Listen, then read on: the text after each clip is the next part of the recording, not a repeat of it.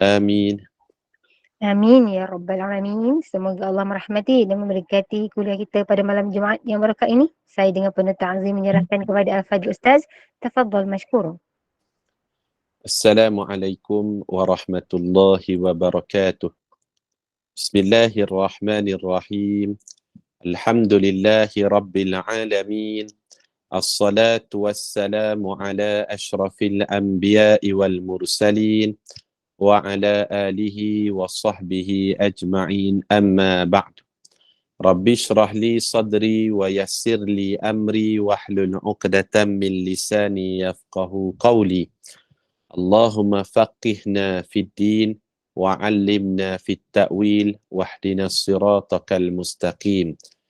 Yang sama-sama kita hormati dan kita muliakan Puan Moderator Majlis pada malam ini, seterusnya pimpinan daripada kelab GNI Gema Nur Iman, para alim ulama, pemimpin-pemimpin masyarakat, para habaib, muslimin, muslimat, hadirin, hadirat, tuan-tuan, puan-puan, para pencinta ilmu, para pelayar yang melayari program kita pada malam ini. Jumlahnya mencecah lebih 60 orang pada saat ini.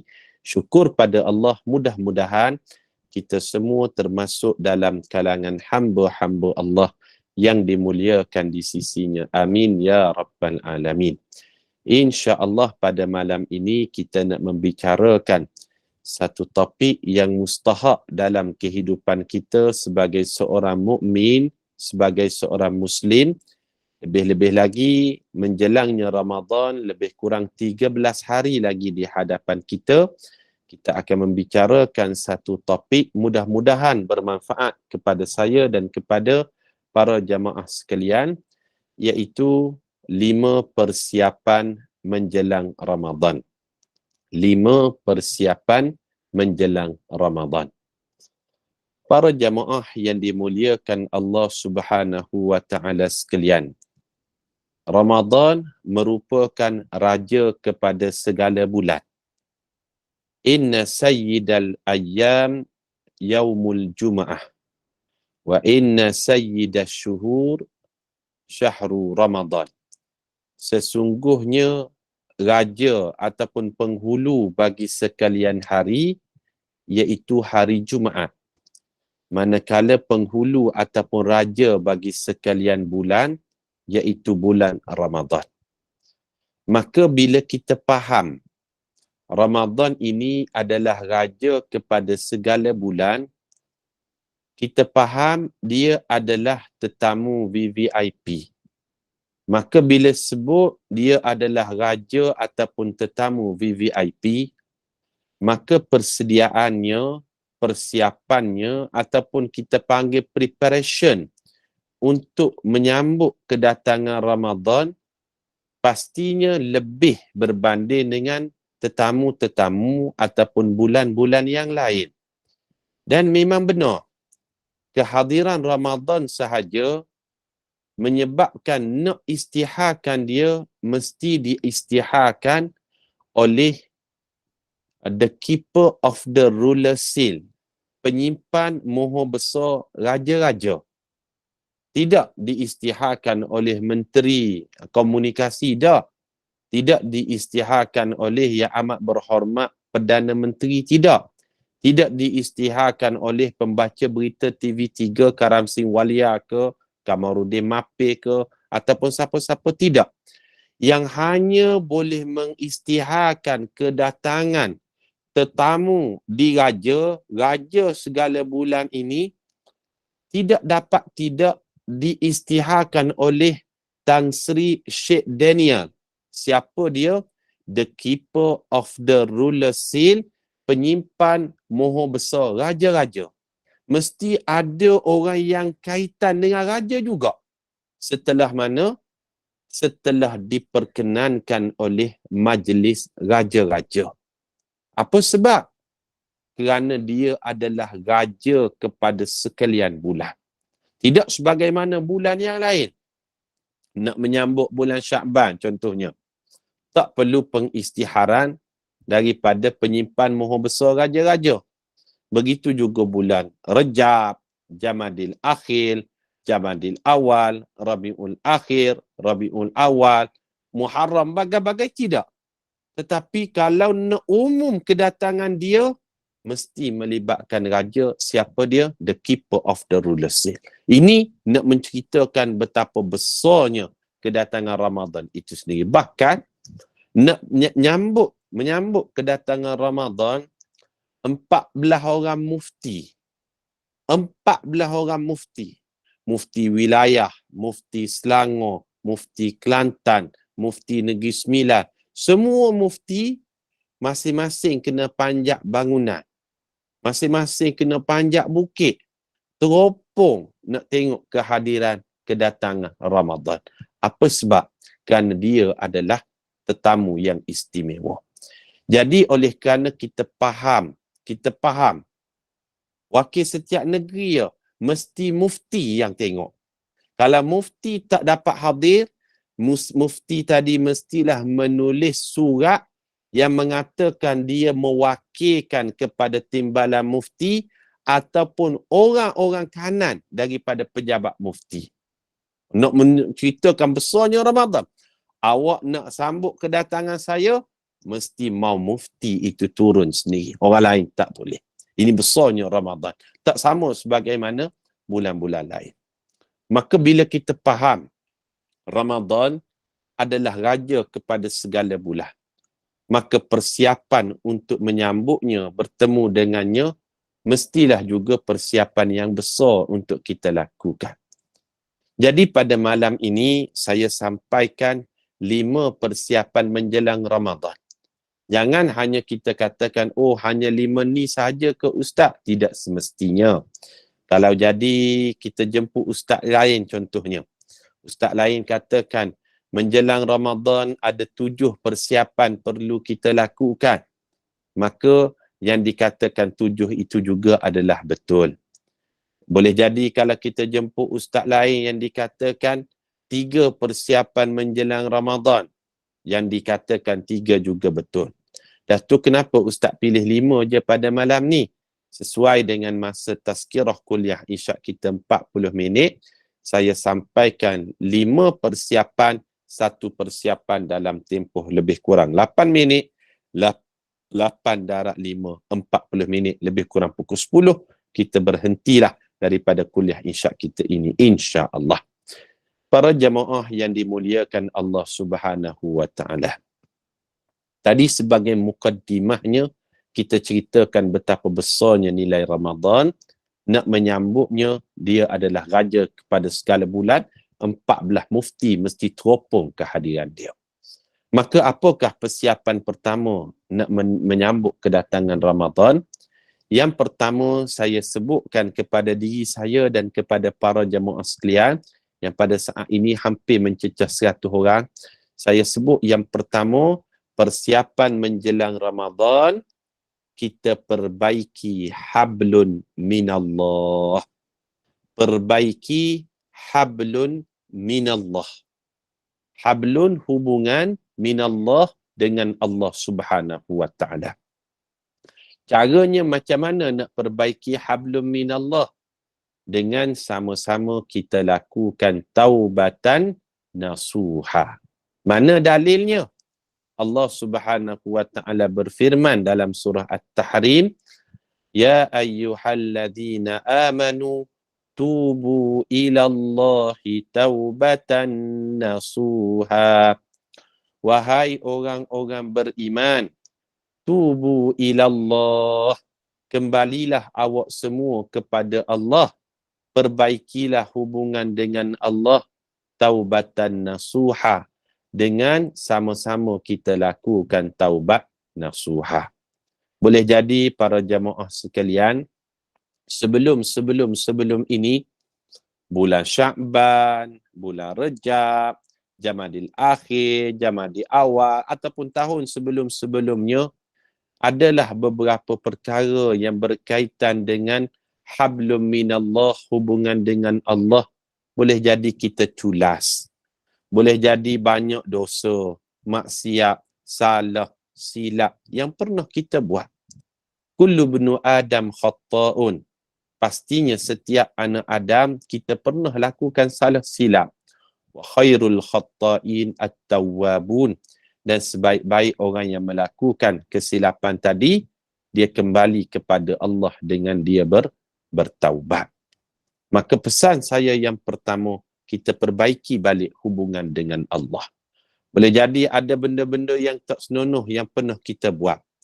Kita lihat benda yang tak senonoh, pergi ke tempat yang tak senonoh. Boleh jadi ada aurat yang kita tidak jaga dengan sempurna sebelum daripada ni. Boleh jadi ada sifat mazmumah dalam diri kita sebelum daripada ni. Persiapan yang pertama menjelang Ramadan, ayuh kita perbaiki hablun minallah, hubungan dengan Allah Subhanahu wa taala. Kata Nabi sallallahu alaihi wasallam, "Ma min muslimin yudhnibu dhanban." Kalau ada mana-mana orang Islam itu pernah melakukan salah dan silap, thumma yatatahhar, kemudian dia bersihkan dirinya, dia sucikan dirinya dengan dia mengambil wuduk. Thumma yusalli rak'atain, selesai dia ambil wuduk, dia dirikan 2 rakaat salat. Allahu Akbar. Solat apa ni? Solat sunat taubat. Thumma yusalli rak'ataini, dia dirikan 2 rakaat solat. Thumma yastaghfirullah, kemudian dia lazimi istighfar kepada Allah. Illa ghafarallahu lah, melainkan Allah akan ampunkan dosa-dosa kita sebelum daripada ni. Allah ampunkan semua dosa-dosa kita, salah silap kita sebelum daripada ni. Dengan syarat dosa itu dosa kecil lah. Melainkan dosa besar mesti kita lakukan taubat nasuhah. Istighfar yang paling mudah yang boleh kita amalkan, astaghfirullah. Banyakkan sikit lagi, panjang sikit, astaghfirullahalazim. Panjang lagi, astaghfirullahalazim. Alladzi la ilaha illa huwal hayyul qayyum wa atubu ilaih. Panjang lagi ataupun sebaik-baik istighfar, penghulu istighfar. Itulah yang dinamakan dengan sayyidul istighfar, penghulu kepada segala macam jenis istighfar. Allahumma anta rabbi la ilaha illa anta khalaqtani wa ana abduka wa ana ala ahdika wa'dika mastata'tu a'udzu bika min syarri ma sana'tu abu'u laka bi ni'matika alayya wa abu'u bi dhanbi faghfir li fa innahu la yaghfiru dhunuba illa anta. Ini yang pertama dalam kita nak perbaiki hablum minallah, kita lakukan taubatan nasuha. Ada 3 caranya. Yang pertama istighfar, yang kedua solat sunat taubat, yang ketiga kita lakukan taubatan nasuha. Ini langkah kita menjelang kedatangan Ramadan, kita perbaiki kembali hubungan dengan Allah. Boleh jadi sebelum ni banyak salah silap kita. Jadi macam mana kita nak catch up balik hubungan dengan Allah tadi? Kita lakukan taubatan nasuha, kita lakukan solat sunat taubat, kita perbanyakkan istighfar. Itulah cara kita perbaiki balik hubungan dengan Allah Subhanahu wa taala. Ini pesan yang pertama saya, persiapan menjelang Ramadan. Pada malam ni saya akan sampaikan 5 poin saja. 5 poin, 5 pesan, 5 persiapan menjelang kedatangan Ramadan untuk saya dan kepada para jemaah semua, sama-sama kita amal dan praktikkan insya-Allah. Alhamdulillah pada saat ini di talian kita telah mencecah lebih daripada 110 orang. Alhamdulillah, syukur pada Allah kita berjaya himpunkan. Walaupun pada hari bekerja, walaupun pada kuliah isyak, lebih 110 orang yang sedang berada di talian pada saat ini. Syukur pada Allah. Yang kedua, persiapan yang kedua menjelang kedatangan Ramadan, poin yang saya nak sampaikan yang kedua adalah kita perbaiki hablum minan nas. Perbaiki kembali hablum minan nas, iaitu hubungan sesama manusia. Boleh jadi ada dalam kalangan kita 110 orang ini yang terputus silaturahimnya.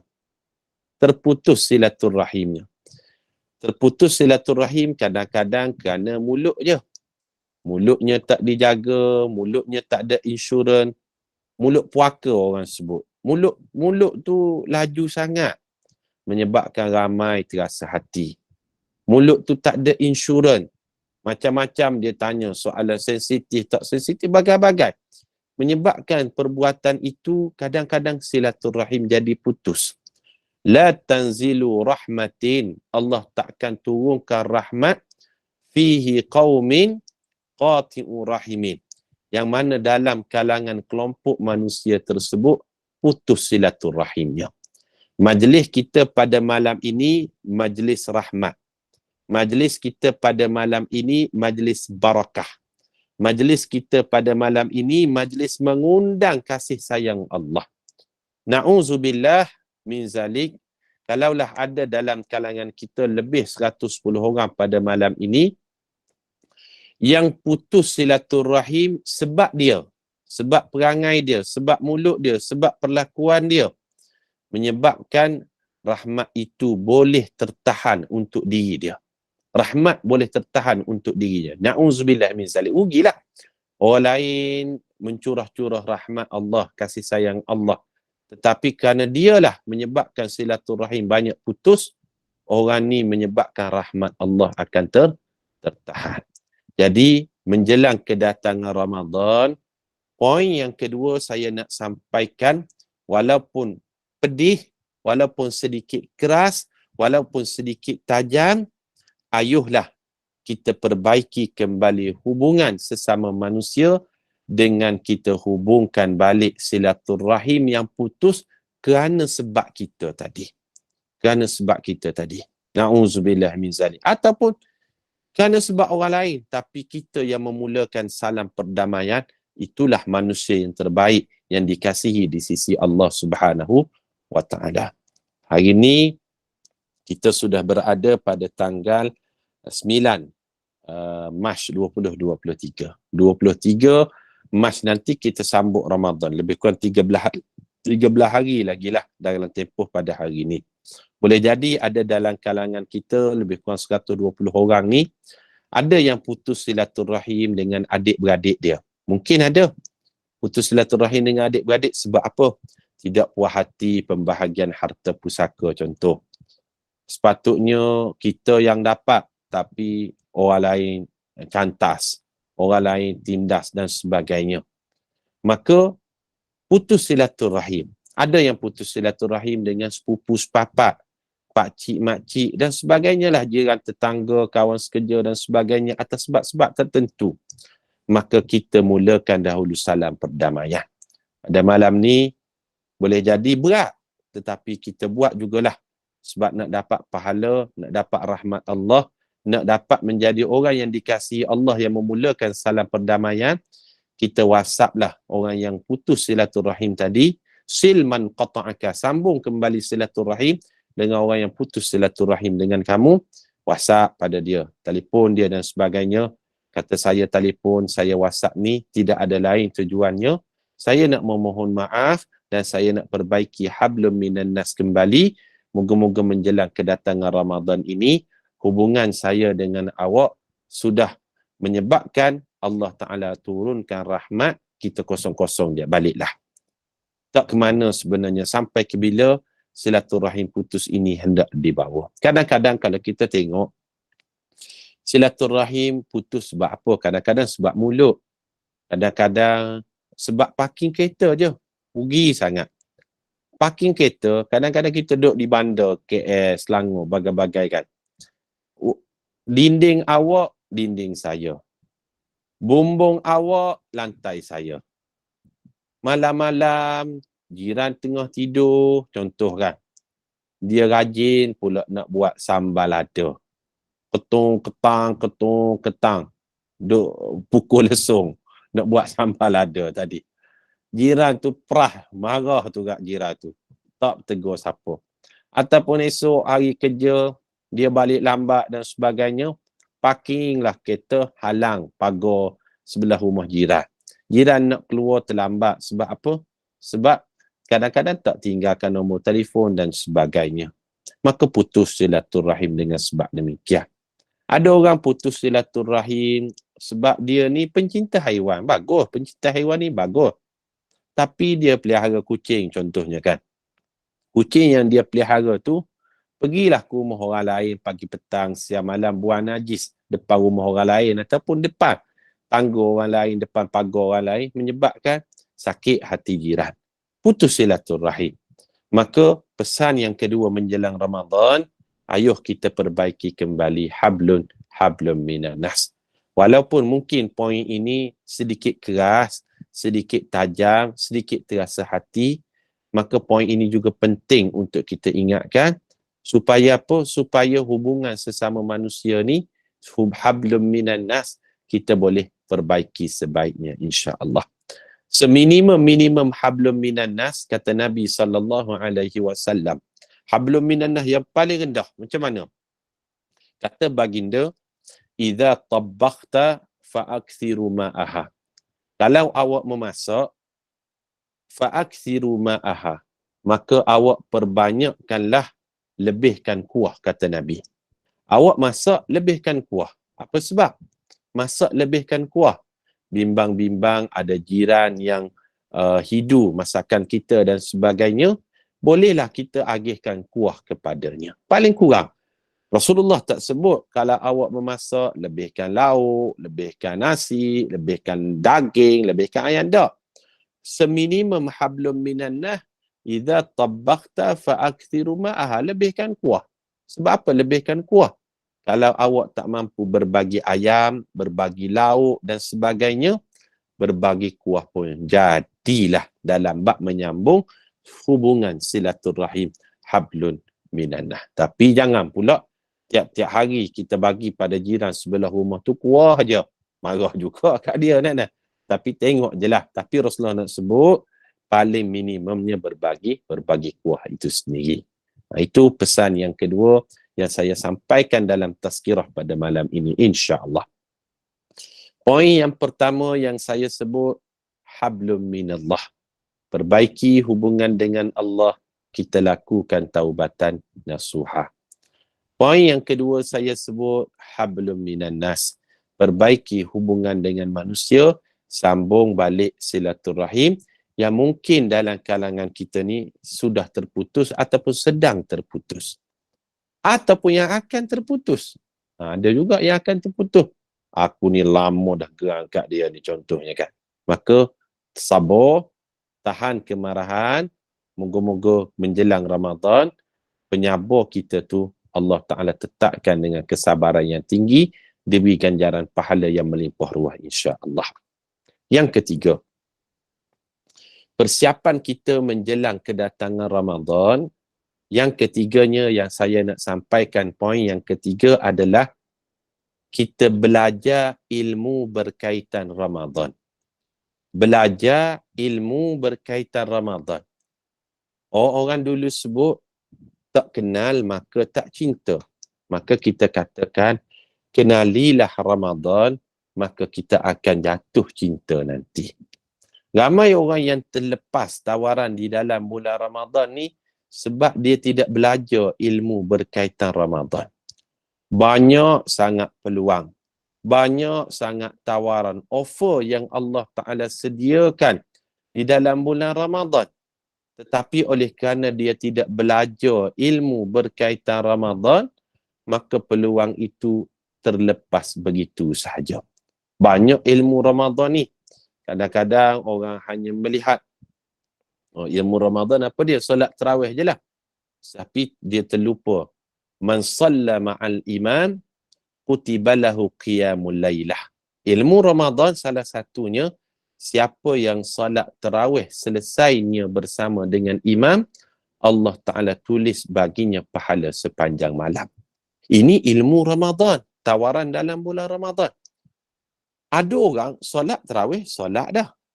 tetapi dia tidak selesaikan solat tarawih itu bersama dengan imam. Sebagai contoh kan, dia nak buat solat tarawih 8 rakaat. Dia pergi solat di tempat, di masjid, di surau yang 20 rakaat imam dirikan. Lepas 8 rakaat, dia balik. Imam teruskan solat. Maka dia terlepas peluang, man sallama al-imam, kutiba lahu qiyamul lailah.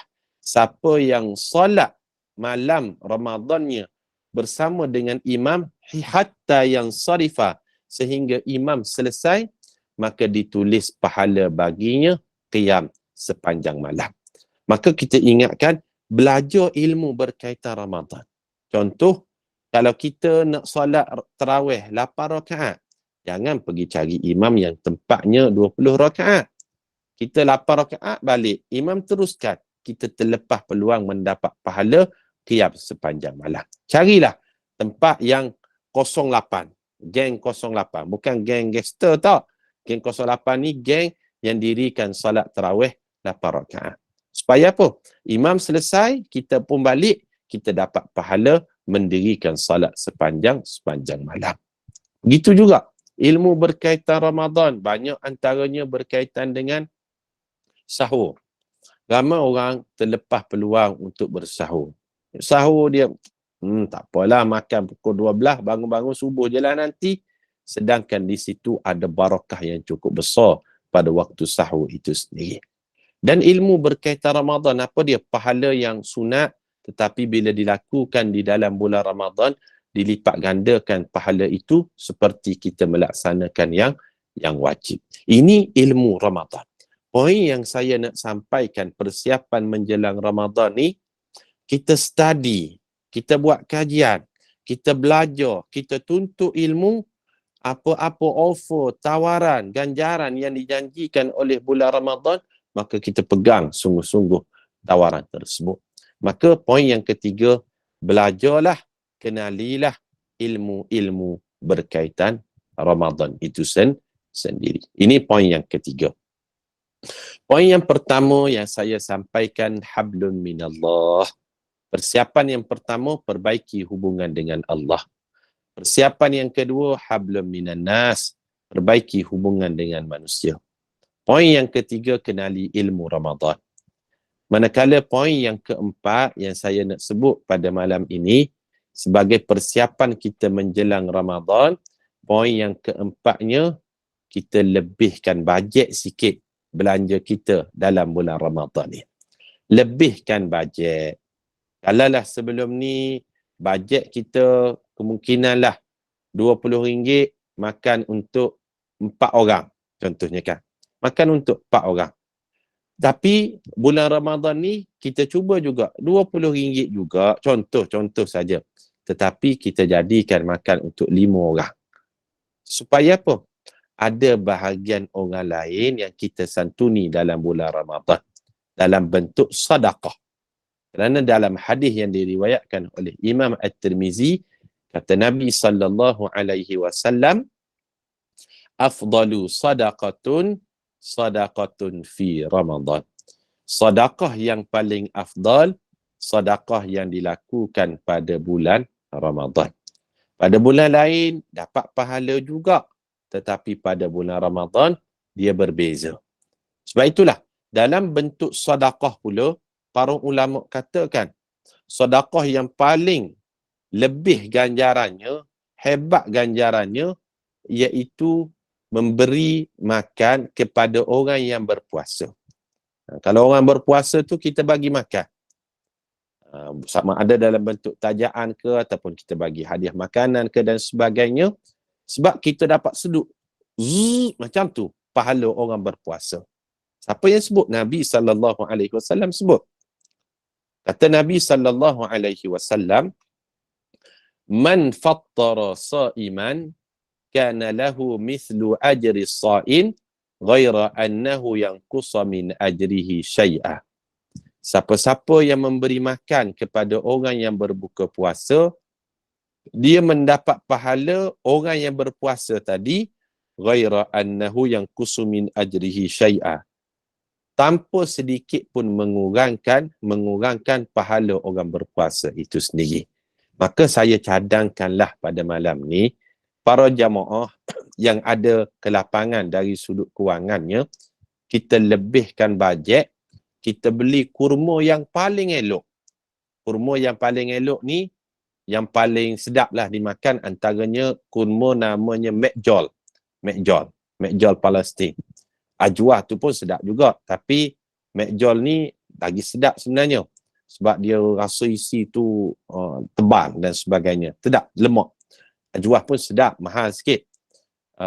Mekjol, Mariami biasa. Tapi Mekjol ni sedap lah.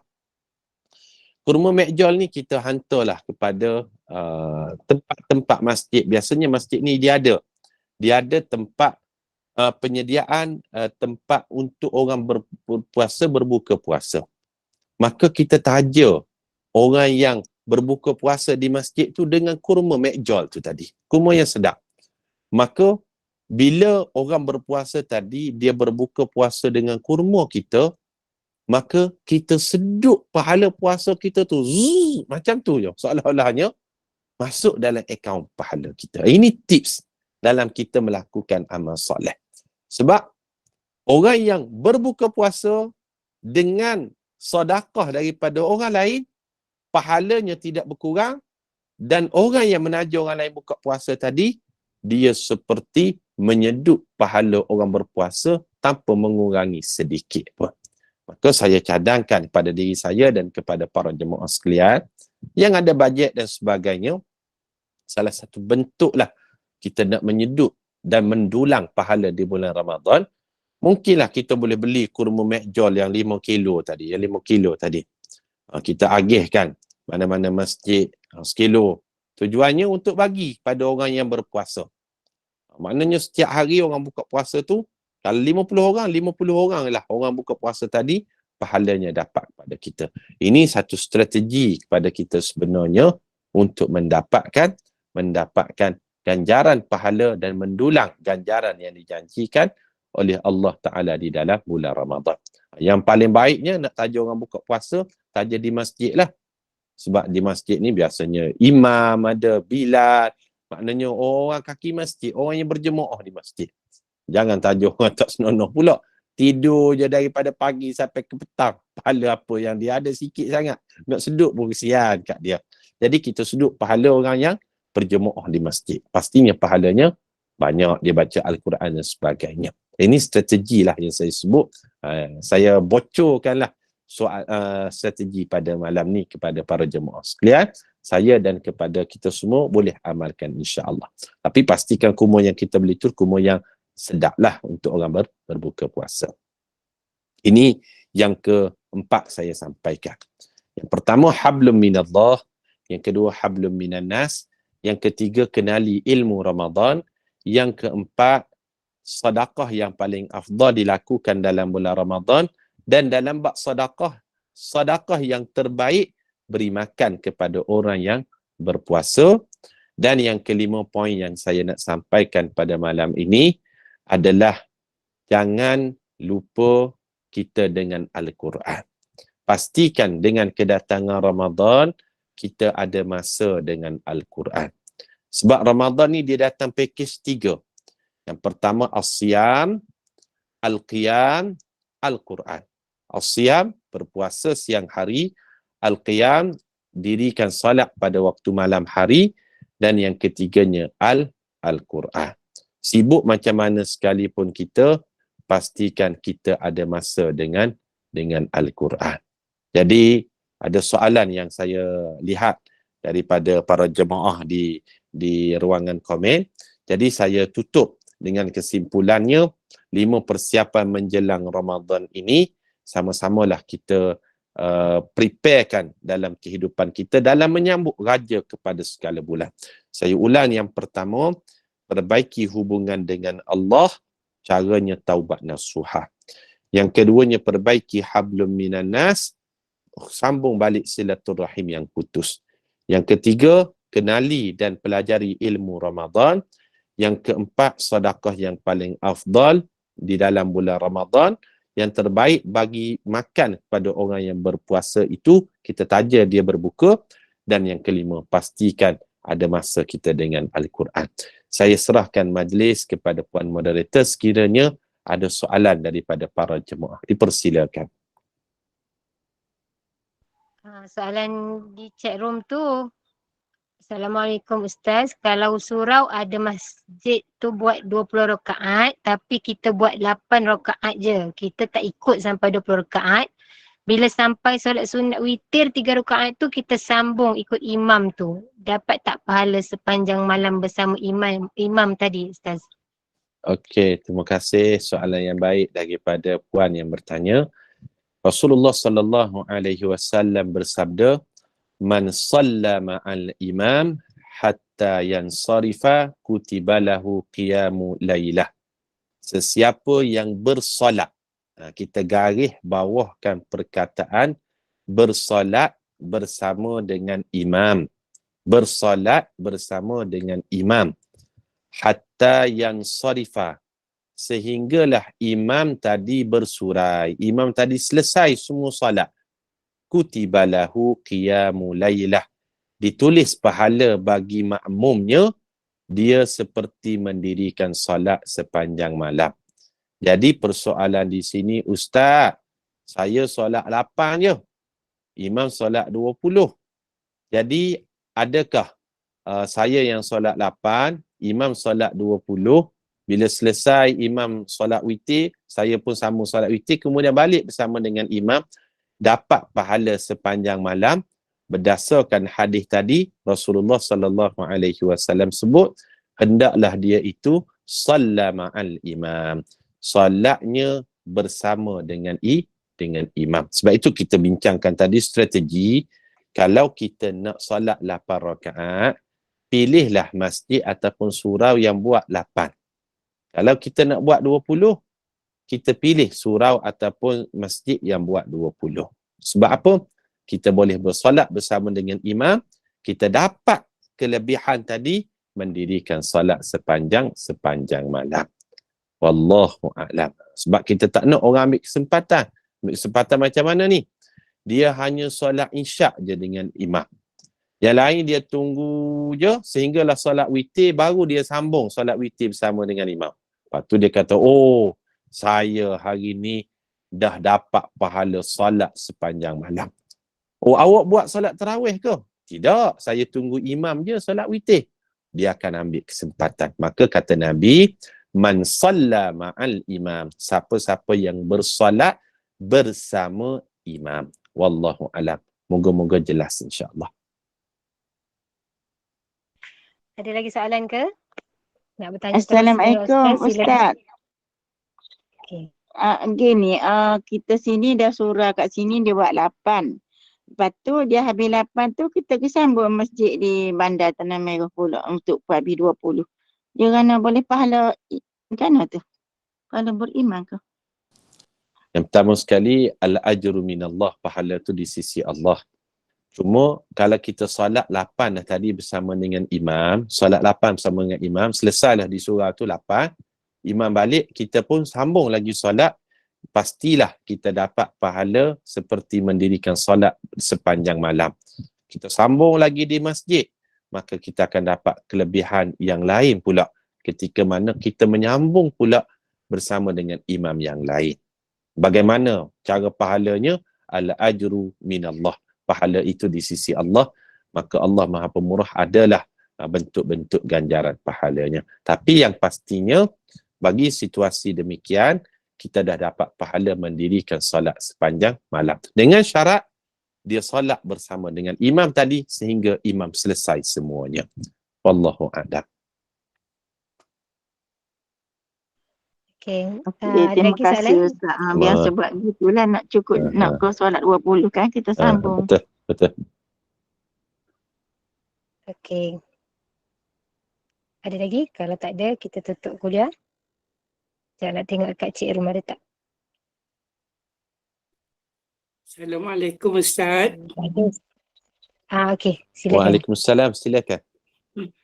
Ustaz, ini kisah sepanjang tarawih juga, tapi kira budak-budak muda lah. dia solat di masjid, sebab masjid buat 20 rakaat, dia buat 8. Kalau macam kata Ustaz kata tadi, jadi yang untuk solat witir tu dia ke surau, sebab surau 8. Jadi boleh tak dia 8 dia buat tarawih, dia buat di masjid, witir dia buat di surau, ikut imam surau. Okey, terima kasih. Ini soalan luar kotak daripada anak-anak muda. dia Sebab tak kadang kira. anak muda dia nak cepat. macam tu. Dia nak cepat, Ya, dia nak betul. cepat. Dia ada banyak lagi program nak makan colik lagi lepas tu. Jadi tidak dikira daripada hadis tersebutlah. Dia mesti bersama dengan imam yang dia ikuti dalam solat tarawih tadi. Tak boleh dia lompat-lompat. Tidak. Imam awal lah kiranya. Itu tak boleh. Dia imam awal lah. Imam yang bersama dia daripada awal. Sebab tu kita sebut tadi strategi yang penting. Awak nak solat di mana, tentukan terus. Kalau 8, cari surau yang 8. Kalau nak 20, cari yang 20. Jangan lompat-lompat begitu. Nanti macam-macam kombinasi. Jadi macam-macam. Payah pula. Kita nak tentukan. Wallahualam. Terima kasih Ustaz. Sama. Okey, kalau tak ada lagi soalan, kita tutup kuliah. Assalamualaikum Ada, Ustaz. Ada. ada. Ibu, okey. Salam. Silakan. Ustaz, kalau kita semayang, solat tarawih tu. Tapi kita semayang, kita niat untuk qada. Boleh tak selalu orang buat macam tu? Ada kadang-kadang Ustaz kata boleh. Cuma Qada solat apa tu? Qada solat apa? Solat subuh ke? Ataupun solat fardu. Solat fardu apa 2 rakaat? 2 rakaat ataupun 4 rakaat. Kalau 4 rakaat kita kalau imam tu bagi salam, kita tambahlah 2 rakaat lagi. Tak boleh. Dia kalau solat sunat, dia tidak boleh mengatasi yang wajib. Kalau yang wajib, dia tercover dengan yang sunat. Tak boleh.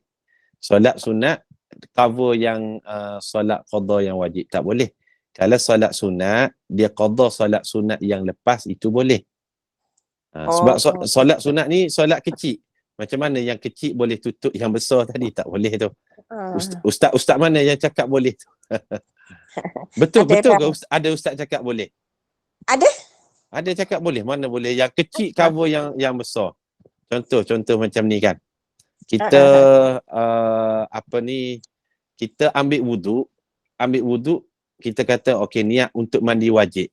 Boleh tak? Tak boleh. Sebab wuduk tu kecil, yang mandi wajib tu besar, dia tak akan cover. Tapi kalau mandi wajib termasuk sekali dengan wuduk, itu boleh. Ada mazhab yang mengatakan demikian, sebab mandi wajib tu besar, dia akan merangkumi yang kecil itu sekali. Itu maksud dia.